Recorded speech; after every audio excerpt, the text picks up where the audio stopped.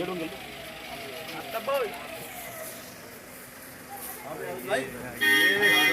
गया भाई। जय भीम। कैसे आज ठीक है?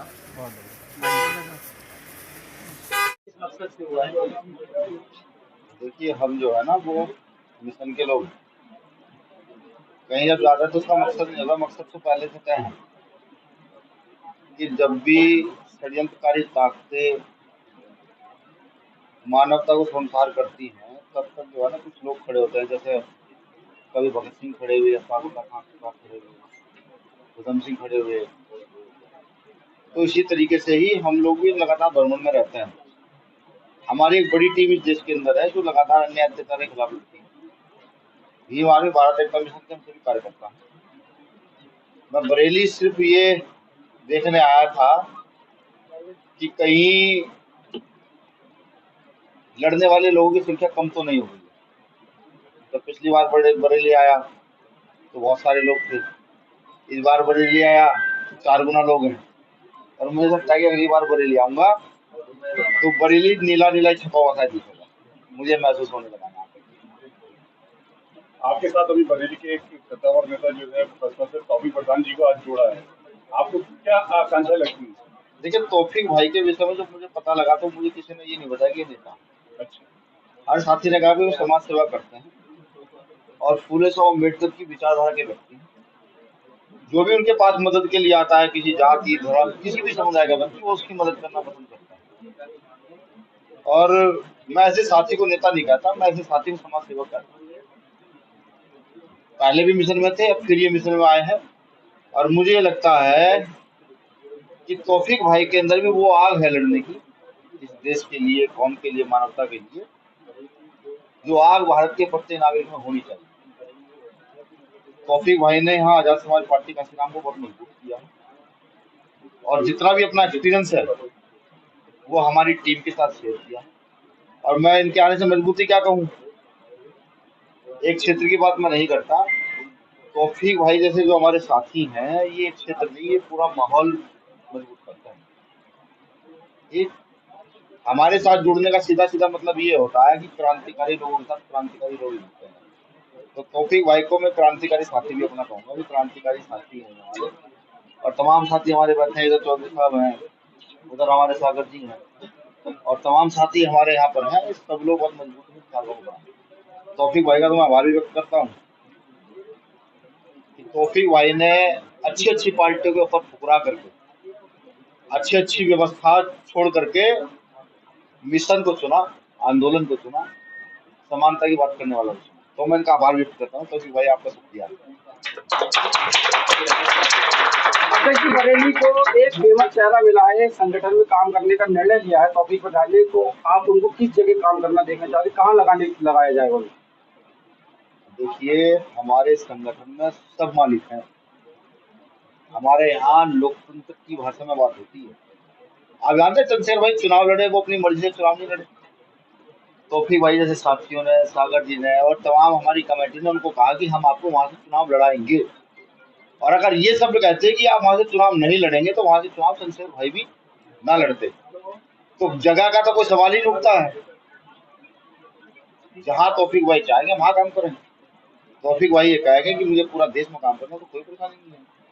तौफीक भाई कहेंगे मुझे यहाँ जिम्मेदारी लगाओ, मुझे यहाँ जिम्मेदारी दी, तो कोई परेशानी नहीं है। अभी चंद्रशेखर आजाद जी का एक वायरल हो रहा है, एक उन्होंने बयान दिया है कि कावड़ को लेकर और ईद की नमाज को लेकर, उससे आप क्या कहना चाहिए? देखिए, भाई साहब जी का जो बयान है वो संविधान से लिया गया बयान। बाबा साहब अम्बेडकर ने संविधान के मौलिक अधिकारों में धार्मिक स्वतंत्रता का अधिकार भी दिया। बीजेपी उसको भूल गई है। आरएसएस ये समझ बैठा है कि ये देश उनके बाप की बकौती है। हालांकि आरएसएस के जो पुराने लीडर रहे हैं उन्होंने हमेशा देश के साथ कभी वफादारी नहीं की। उनके एक लीडर ने उन्होंने अंग्रेजों से माफी मांगी। जब इस देश में कांवड़ यात्रा हो सकती है तो नमाज भी पढ़ी जाएगी।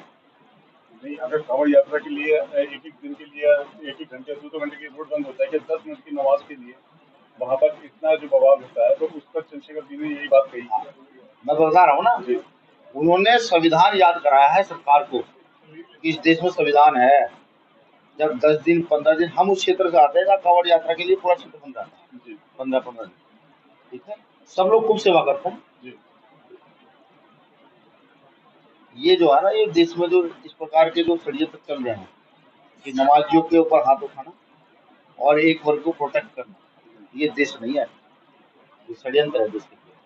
तो तभी चंद्रशेखर भाई ने कहा, और ये बयान उनका जो है ना, हर वर्ग का व्यक्ति सराहना कर रहा है कि जब हिंदू पद्धति में पूजा की आजादी है तो मुस्लिम पद्धति में भी इबादत की आजादी है, बौद्ध पद्धति में भी इबादत की आजादी है, ईसाई में भी है, सिखिज्म में भी है। ये शायद सरकारें नहीं समझी, तो उनको समझाने का उन्होंने प्रयास किया। तो क्या लगता है आपको इस्लाम बरेली आवाम के लिए आप कुछ मैसेज देना चाहेंगे? बिल्कुल, देखिए सिर्फ एक ही मैसेज है, ये देश हमारा है, हमारे पुरखों ने इस देश को आज़ादी से लेकर के अपने खून से सींचा है, हमारे पुरखों ने यहाँ के पहाड़ खोद करके रास्ते बनाए हैं। इस देश को बचाने के लिए बरेली के प्रत्येक व्यक्ति को आगे निकल कर आना चाहिए। बरेली से अगर व्यक्ति निकल कर आएंगे तो मुझे लगता है कि पूरे देश से लोग निकल कर आएंगे। सरकार तानाशाह हो चली है, वो शोषण करेगी, वो जेल भेजेगी, लेकिन आप तैयारी रखिए, जो हमारे पुरखों ने किया, हमारे पुरखों ने इस देश के लिए अपनी जान दी, हमारे पुरखों ने। अध्यक्ष जी, आपकी पार्टी में तौफीक जी का कौन सा स्थान रहेगा, खासकर वो बरेली तौर पर क्या किस तरह से आप? मैं इसका जवाब शायद पहले दे चुका हूँ, ठीक है। ये तय मैं नहीं कर सकता, ये तय हमारी टीम करती है। जी हाँ, लोकतंत्र है हमारे यहाँ पूरा पूरा।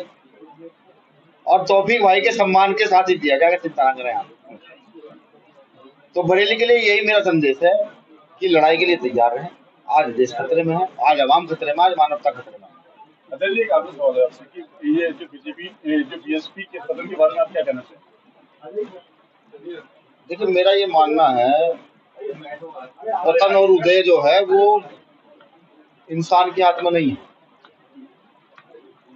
अगर आप सही दिशा की ओर प्रवाहित हैं तो आपका उदय होगा, आप गलत दिशा की ओर प्रवाहित हैं तो आपका पतन है।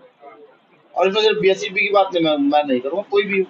आप देखिए, भारतीय जनता पार्टी का पतन होना शुरू हो गया, नहीं लग रहा आपको? शुरू हो गया है। वो तो विपक्ष जो है, विपक्ष हम जैसे लोगों को जगह नहीं देना चाहता। कहीं विपक्ष अगर हमें जगह दे देता तो आज यहाँ भारतीय जनता पार्टी का इस देश में पतन बड़े पैमाने पर हो चुका होता। ठीक, क्या आप देख देना चाहते हैं बरेली वासियों को? आप देश और प्रदेश के हालात देख रहे हैं। आज सबसे ज्यादा बैकवर्ड दलित और मुस्लिम और सबसे ज्यादा टारगेट किया जा रहा है, शोषण किया जा रहा है। हमारी जो बहुजन समाज पार्टी है, उसके जो नेता हैं, कोऑर्डिनेटर हैं, वो जमीन स्तर पर काम नहीं करना चाह रहे हैं। आज हमारी जो बने भैया आए हैं, जो राष्ट्रीय अध्यक्ष जी हैं भीम आर्मी के, इनकी पूरे देश में जो टीम गठन हुई है वो जमीन से लेके आसमान तक काम कर रही है अपने समाज के लिए, अपने लिए नहीं, अपने समाज के लिए। तो हमारी भी तमन्ना, पूरा जीवन हमने इसी में लगाया कि हम अपने समाज के लिए कुछ करें। सत्ता में रहना चाहते तो हम बहुत पहले सत्ता में रहते, सत्ता तो हमने 5 साल ले ली, 5 साल के बाद अकल विपक्षी झेलते चले आए, खाली समाज के भला करने के लिए। तो वहाँ कहीं ना कहीं हमें समाज का भला कर नहीं पा रहे थे। इस वजह से हमने आज बरेली जनपद में हमारे बने भाई जो आए, उनके द्वारा पार्टी में शामिल हुए। मैं धन्यवाद देता हूँ अपने भाई का। कितने लोगों ने आपके साथ आज सदस्य लिए? अब इसका निर्णय तो आपको कल से दिखाई देने लगेगा कि कितना तेजी से बरेली जनपद में और पूरे मंडल में बदलाव आता है। आज आपके साथ कितने लोगों ने लिया? आज लमसम मान के चलिए 100-150 लोग जुड़े, हमारे जो करीबी लोग थे। और कल से कारवां चालू हो जाएगा और लगातार आप इस ऑफिस से लगातार 10-20 लोगों की रोज सदस्यता आप देखेंगे।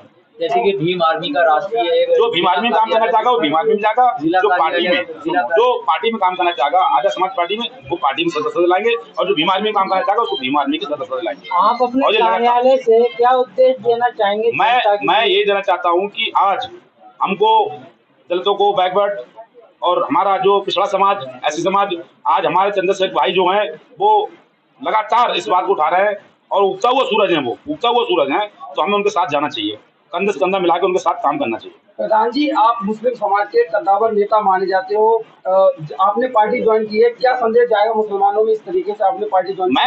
मैंने ज्वाइन नहीं की है। मेरे मुस्लिम समाज में जो मेरे साथ लोग जुड़े हैं उन्होंने मुझ पर भी दबाव डाला कि प्रधान जी कब तक हम लोग धक्के खाएंगे, अब हम लोग बदलाव के लिए तरफ चले। आज सूरज उगता हुआ है, आज जो सूरज उगता हुआ है, जो पूरे देश में एक जज्बा है हमारे चंद्रशेखर भाई का, हम लोग सब उसके साथ उनके साथ चल रहे हैं, कंधे से कंधा मिला के काम करते हैं। इस देश का प्रधानमंत्री हम चंद्रशेखर आजाद भैया को बनाने का काम करेंगे।